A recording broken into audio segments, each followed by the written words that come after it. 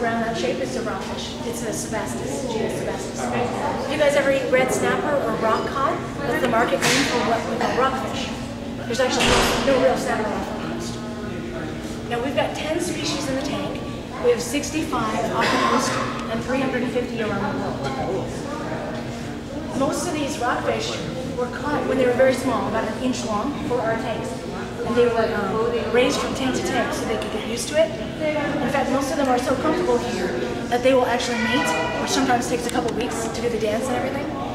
And then the females will give birth. They give birth to 300 perfect babies, live babies. And as long as they're not eaten on the way out, they go through one of 2 tubes straight down to the ocean. Wow, the babies, but not the adults. No, the adults can't fit. They've already, like, given the milk too. Right. And So do you cycle water through here from the ocean? yes. Through the tank? Yes. And some of it is reconstituted. But all of it is ocean water taking. Now rockfish, they're communicating with each other. They can see us, by the way, through the glass. And they communicate using grunts and clicks. They also communicate grunts and clicks. They also communicate by changing color. If you watch them for a while, they'll start to change.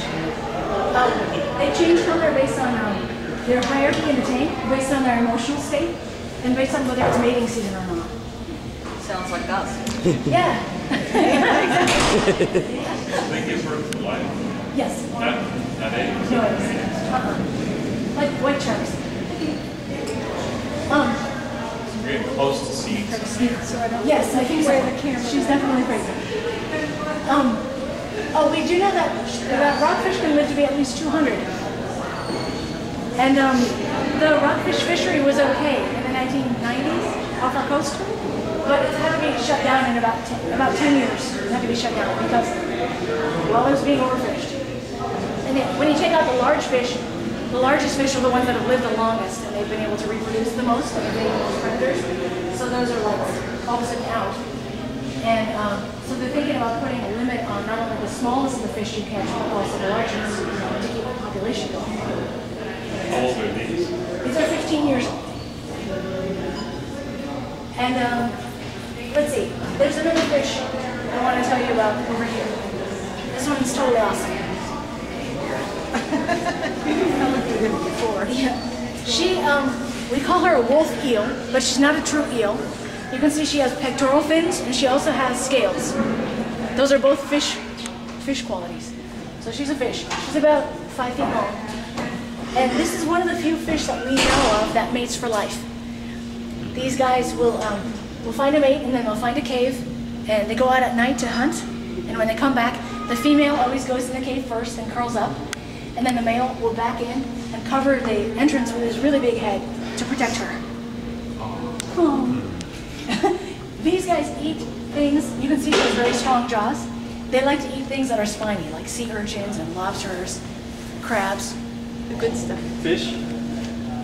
Fish. Some fish. But you guys don't eat those? No, they don't eat the rockfish. I don't know why necessarily. The rockfish do have spines. You'll see them. Oh, there you go. The one in the back, kind of hanging. That's part of their defense. And they're like glass. They're very thin. People used to think that the spines were poisoned on the tip because if it gets in you, you'll get an infection. But it turns out they're not poisoned. It's there's bacteria that live on top of there. It's the bacteria waste that's getting in your hand that makes you have an infection. Yes. Let's So do they ever add to the fish in this tank, or the ones that are here and there's no new ones? Because you said the babies they can't take out. So do they ever add any bigger ones in here? They do. And they take out the ones that have become too big. Let's see if we can make it to the other tank. Awesome.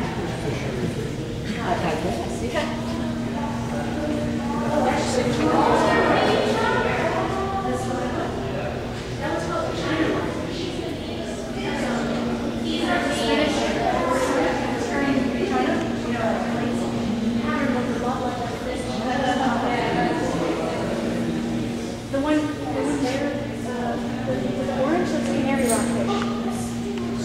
They're represented in a tank as they're represented in the sea. Oh, no trouble. This spot. That's the China rockfish. You can see there's just one canary because the canaries are not as prevalent as, say, like the blue crawfish and gophers. Sorry. China's. Oh, don't worry. Thank you. Those are strawberry anemones. Strawberry sea anemones. Anemones, I like them in Greek. Can you see some movement? If you wait a long time, they're animals, and they'll actually sometimes they'll get up and float along, or they'll get up and kind of move. I always thought they were rooted in one spot, but that's not the case. And that one goes like, or It's also a sea anemone. It's called a green anemone. Those guys, they're the same animals, but they've all got poison barbs inside their tentacles. So when something comes in that they might be able to eat, the barbs shoot out and they draw in whatever's there, you know, your ant or a fish or a crab, and try to bring it back. I know it's okay if you touch them, but researchers that have been working with anemones for years will sometimes get numbness in the tips of their fingers because they've been working with that poison for so long. Anyway, let's check out this tank. This is our harbor tank. It is representing, well, the harbor. We have some king salmon. They like to hang out in brackish water while they're getting used to going from fresh to salt water. So the harbor's a good spot. We've also got, well, let's talk about the flatfish. We have some starry flounder and some sand dabs, these little guys. Those guys are born normal, like this. Sorry, do you mind if I stand here? Okay. They're born, you know, like a normal fish, sideways like that. And then after a while, they'll start to list. After a couple of weeks, one of their eyes migrates and they end up flat. Okay.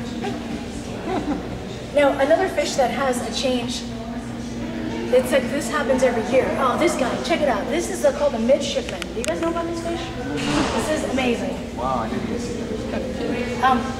I know that some of the researchers are working with the Midshipman, and they get to display to you guys what they're studying. So that's why he's in here. But they're called the Midshipmen because they have little dots along their side, and it looks like buttons on a suit, on a Navy suit. So out in Sausalito in the 1980s, people called the Navy because they heard this noise at night, and they thought that the Navy was doing research. It was going, and the Navy's like, we don't know what you're talking about. And it turned out to be these midshipmen calling for the females. They're normally a deep water fish. And at that time they have what's called a swim bladder, which is something that they use to figure out their place in the water column. So they don't have to hurry like this to hold their spot. And so when they're in the deep water, they have that organ. But when they move up to the shallow water, when it's mating season, the males go up to shallow water, they build a nest, and on their way to the shallow water, that gas bladder, it transforms. The cells actually transform and it becomes a vocalizing organ. Yeah, yeah way. It's crazy. Yes. And now these guys, there are two kinds of males in the midshipman population. There's an alpha male and a beta. The alpha males are the ones that build the nest and make the vocalizing. But the beta males look just like females. They don't have a vocalizing organ. And they'll show up at the nest, because when the male's calling, he's calling for all the females possible. So they'll show up and they'll lay their eggs. They lay 150 eggs each, one at a time.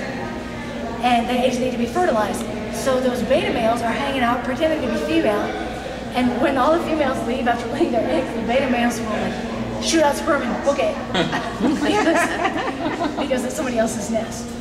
But it's one way to get things going. Let's see, what else do we have? What's that one with sort of camouflage color going down? This one? Yeah. That is a young wing cod. I think it's one of the most beautiful fish in here. But I don't know much about it yet. Let's see what else. We have some perch, different kind of perch.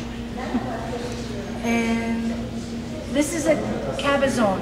Remember the fish that I wasn't sure about in the water, in the tide pool? It may have been a cabezon. They're an ambush predator. They don't have a swim bladder because they like to spend time at the bottom. And they don't have to figure out where they are. So they'll just hang out and wait for something to come and take it. What's the white at the top? Those are Metridium anemones, white anemones. In fact, their scientific name is Metridium senilis, like senile, because when they're closed, they look like an old man's penis. I didn't